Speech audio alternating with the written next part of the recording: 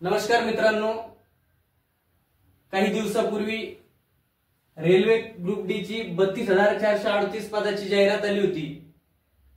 त्या भरतीसाठी ज्यांनी ज्यांनी ऑनलाइन फॉर्म भरलेले त्यांच्यासाठी आजचा हा व्हिडिओ मित्रांनो। तर रेल्वे ग्रुप डी चा अभ्यासक्रम काय तो आज आपण बघणार आहोत। आणि सगळ्यात महत्त्वाचं म्हणजे रेल्वे ग्रुप डी ला एकच पेपर असतो मित्रांनो, तो 100 मार्काचा। आणि त्यानंतर क्वालिफाईंग राऊंड असतं आणि त्याच्यातून आपली म्हणजे या 100 मार्काच्या पेपरनुसार आपली लिस्ट लावली जाते मित्रांनो। तर याचा अभ्यासक्रम काय तो आज आपण बघणार आहोत। तर याला सामान्य विज्ञान 25 प्रश्न असतात मित्रांनो। गणिताचे 25 प्रश्न असतात, बुद्धिमत्ता आणि तर्क क्षमतेचे 30 प्रश्न असतात, सामान्य ज्ञान आणि चालू घडामोडी याच्यावर 20 प्रश्न असतात। असा एकूण 100 प्रश्न असतात मित्रांनो। आणि या 100 प्रश्नांमध्ये आपल्याला ज्याच्या स्कोरिंग करायचंय ते हे 25 आणि हे 30 प्रश्न म्हणजे हे 55 प्रश्न आपल्या हातचे मित्रांनो। या 55 प्रश्न जर कधी आपण व्यवस्थित टॅकल केले तर 100% या लिस्ट मध्ये आपलं नाव येऊ शकतं आणि आपण रेल्वे ग्रुप डी मध्ये भरती होऊ शकतो।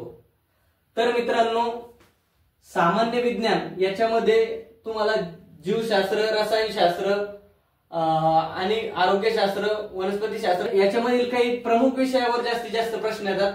परंतु आपण जर 10वीचा अभ्यासक्रम व्यवस्थित अभ्यासला तर 100% याचे हेही 25 प्रश्न आपल्याला काही जास्त अवघड जाणार नाही। त्याच्यामुळे आपलं टार्गेट असणार आहे 100 पैकी 90 प्रश्न सोडवायचे। कारण याला निगेटिव्ह मार्किंग आहे मित्रांनो, 1/3 निगेटिव्ह मार्किंग असल्यामुळं आपल्याला किमान 90 प्रश्न सोडवले तर आपण या लिस्ट मध्ये नक्की येऊ शकतो।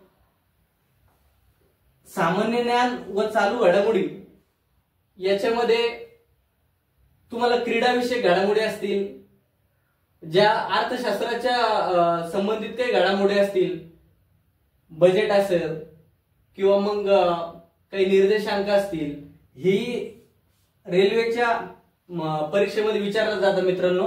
कारण त्यांच्या आवडीचे क्रीडाविषयक आणि अर्थशास्त्रविषयक खूप प्रश्न ते मागच्या पेपरनुसार आपण बघितल्यानुसार टाकलेले दिसत आहे। त्याच्यानंतर गणित 25 प्रश्न, गणित 25 प्रश्नामध्ये काही निवडक आपण लेसन काढलेले मित्रांनो। त्या निवडक चॅप्टरवर किमान दोन प्रश्न तरी येतात मित्रांनो। तर संख्या प्रणाली, लसावी मासावी, वेळ व काम, आंतरवेग, सरळ व्याज, चक्रवाढ व्याज, नफा तोटा, सरासरी, भूमिती, आलेख, गुणोत्तर व प्रमाण हे गणितातले 25 प्रश्न यातून येतात मित्रांनो।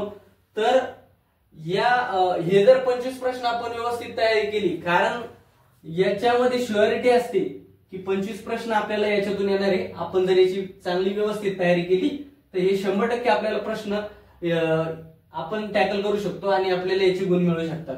जसं की सामान्य ज्ञान मध्ये थोडं वास्ट सिलेबस असतो मित्रांनो।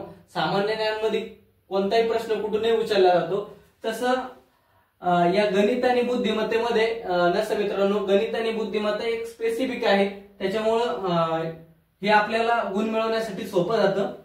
बुद्धिमत्ता आणि तर्क क्षमता याच्यावर 30 प्रश्न मित्रांनो। आणि शक्यतो याच्यावर जास्तीत जास्त प्रश्न हे आपले संख्या मालिका, अक्षर मालिका याच्यावर पण येतात मित्रांनो।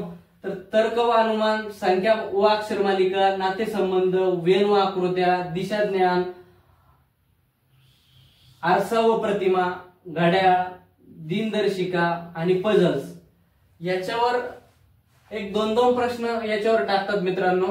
म्हणून आपण हे 25 आणि हे 30 म्हणजे 55 पैकी आपण समजा जर कधी 50 आणि या 25 आणि 20 45 पैकी आपण 40 असे 90 प्रश्न जरी आपण सोडून गेलो, 90 प्रश्न त्याच्यापैकी आपले 10 प्रश्न चुकले, आलं लक्षात।